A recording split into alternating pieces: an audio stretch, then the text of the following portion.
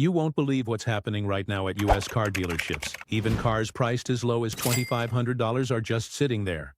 Not moving, not selling, rows of them, dust settling on windshields. And the scariest part? Dealers don't know what to do anymore. Across the country, dealership lots are more packed than ever before. Compact cars, used sedans, even beat-up budget rides that used to fly off the lot are now being ignored like yesterday's news. The used car gold rush we saw during the pandemic? It's completely reversed. Just a year or two ago, people were overpaying thousands just to grab anything with four wheels. Now, even with prices dropping to jaw-dropping levels, buyers aren't biting. Why?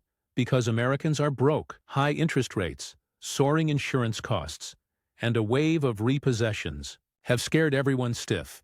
And it's not just the $40,000 trucks or the fancy SUVs that are being ignored. We're talking about older Civics, early 2000s Camrys, 150,000-mile Corollas, vehicles that used to be no-brainers for cash buyers or first-time owners. Even those are sitting untouched at $2,500 or even less. The shocking truth: dealers are slashing prices, offering 90-day no payments, and still no foot traffic. No deals closed. Just silence. Some have even started calling auction houses, begging them to take inventory off their hands. And guess what? Even auctions are turning them away. Dealership storage lots, once neatly organized, are now crammed like overstuffed warehouses. There's no space left. No room to bring in new inventory.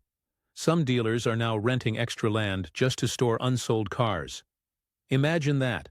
Spending more money just to park vehicles no one wants. And the pain isn't just financial, it's emotional. Salesmen standing around all day. No test drives, no commissions. Just watching dust settle and dreams die. These are family-owned businesses, many of them operating for generations, now hanging by a thread. But here's where it gets even more alarming. Dealers are starting to panic unload inventory at prices we haven't seen in over a decade. Some are listing cars online for $119.99 just to get attention. Others are throwing in free warranties, free gas cards, even buy one get one offers. Desperate moves because foot traffic has dropped by over 40% in some states. And the usual summer sales bump? Nowhere to be seen. Consumers are holding off. Not because they don't need cars, but because they're terrified of getting trapped in another financial mess. Car payments are higher than ever. Average loan APRs are above 9% for used vehicles. Insurance premiums have skyrocketed. And if you're in a state like California or Florida, you could be paying more to insure your vehicle each year than the car is actually worth. So what happens next? Inventory keeps piling up. Dealers start canceling new orders from manufacturers. That sends a ripple back up the supply chain. Automakers start slowing production. Factory workers feel the hit. Transport companies haul fewer vehicles. It's a domino effect, and it's already happening. Even large franchise dealers, names you've seen on TV for years, are now offering deep discounts before the vehicles even hit the lot. They're scared. Not because they can't sell Escalades or F-150s, but because they can't even move a used 2008 Honda Accord with 180,000 miles and working AC. And here's the twist most people don't see. Buyers who could afford those budget cars? Many of them just can't find financing anymore. Lenders have tightened up. Credit scores that used to qualify for loans are now being rejected. Down payments are getting bigger. Approval times are longer. And no one wants to risk buying a cheap car that might need repairs in 6 months with a $1,000 deductible waiting to pounce. Meanwhile, the private seller market is heating up. Facebook Marketplace and Craigslist are full of desperate flippers and owners trying to offload vehicles before values drop even further. And they're undercutting dealers by hundreds, even thousands. So why would someone buy from a dealership when the exact same car is available down the street for less, with no paperwork and no dealer fees? This situation isn't just bad, it's historic. Some analysts are already calling it the worst used car inventory crisis since 2008. But back then, prices collapsed. Now we're seeing something different, a strange standstill. Prices aren't crashing fast, but buyers are frozen, and dealers are trapped in the middle, bleeding cash and watching time run out. And that brings us to a critical question. What happens when even the cheapest cars aren't moving? What happens when the $2,500 car, which used to be a lifeline for students, low-income families, and gig workers, becomes a liability instead of a solution? Some dealers are already pulling out of the used car business entirely. They're redirecting a focus to service departments, hoping repairs and maintenance can keep the lights on. Others are partnering with ride-share fleets or delivery companies to bulk rent aging inventory, just to create cash flow. It's survival mode now. Creative, desperate, and uncertain. And it's not just a used car issue anymore. The new car market is starting to feel the same freeze. When buyers see 50,000+ price tags on base models, many simply laugh and walk away. Even EVs, once the darlings of showroom floors, are sitting unsold despite generous tax credits and rebates. It's the same story: high prices, high interest, low confidence. But perhaps the biggest shift of all is psychological. Buyers have been burned. Many overpaid during the 2021-2022 surge and are still underwater on their loans. They don't trust the market.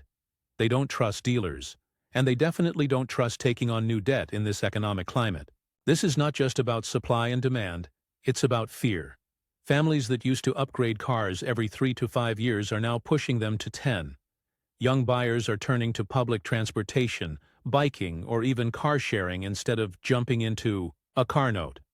And credit unions report a growing number of people refinancing just to get a few more dollars of breathing room each month. We are watching a slow, grinding transformation of the American car-buying culture. But it's not just the buyers who are changing. There's something massive happening inside the dealerships, too. Sales teams are shrinking. Veteran salespeople, the ones who used to close 30 cars a month, are walking away, frustrated and burned out. They're being replaced by smaller, part-time crews, or in some cases digital kiosks and AI chatbots, doing the talking. That classic dealership hustle? It's fading fast. Service bays that once had weeks-long backlogs are now wide open. Mechanics are getting fewer hours. Accessory installers are sitting idle. Finance managers are scrambling to find lenders willing to approve borderline deals. It's like watching a well-oiled machine grind to a halt, one department at a time. Some dealerships are merging. Others are quietly shutting their doors, especially the independent used car lots. You know, the ones with balloons, handwritten signs, and bargain cars up front? Many of them are already gone. They simply couldn't survive this combination of no buyers, no financing, and no movement. And here's the kicker. The inventory crisis is expected to get even worse heading into fall and winter. Why? Because repossessions are projected to rise sharply. More cars flooding auction lots.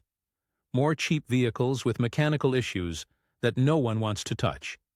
It'll be a flood of unwanted cars into a market where nobody's buying. At the same time, automakers continue churning out new vehicles that dealers didn't even ask for. Pressure from corporate to hit sales targets means cars are being delivered whether they're needed or not. That's adding more congestion to already full lots. Some brands are quietly offering buyback deals, paying dealers to keep quiet and take the losses without stirring panic. Behind closed doors, dealership owners are having hard conversations. Do we slash our workforce? Do we start selling below cost just to pay off floor plan loans? Do we renegotiate with banks? Or do we exit the industry entirely before it's too late? And all of this is happening while average Americans scroll through listings, shake their heads and whisper, "It's just not worth it right now."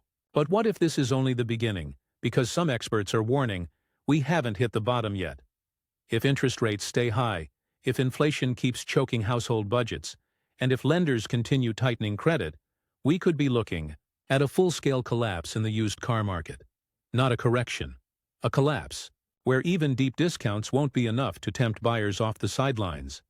And if that happens, it won't just be dealerships that suffer. It'll ripple through local economies. Small towns that depend on regional auto sales will feel it. Advertising agencies that rely on dealership campaigns? Gone. Local mechanics who survive off trade-ins and off-warranty vehicles? Struggling. Detailers, transporters, auctioneers, all part of the automotive food chain, will take hits. The scary part is that this collapse is so silent. It's not a dramatic stock market crash. It's not a viral headline. It's quiet, invisible pain. Lot by lot, town by town, sale by sale, or rather, the lack of sales. Some insiders are even comparing it to the housing crash of 2008, but slower, more drawn out. Dealers are sitting on inventory mortgages, loans they took out to stock cars that now won't move. Those loans have interest. Those cars are depreciating. Every day a car sits unsold, it loses value. And that pressure? It's building fast. Many dealerships are now relying on manufacturer incentives just to survive. But those incentives? They're drying up. OEMs are facing their own problems, shrinking margins, EV oversupply, regulatory headaches. They can't keep bailing out their dealer networks forever. So now, for the first time in years, we're seeing once loyal dealership owners quietly liquidate inventory, close locations, or worse.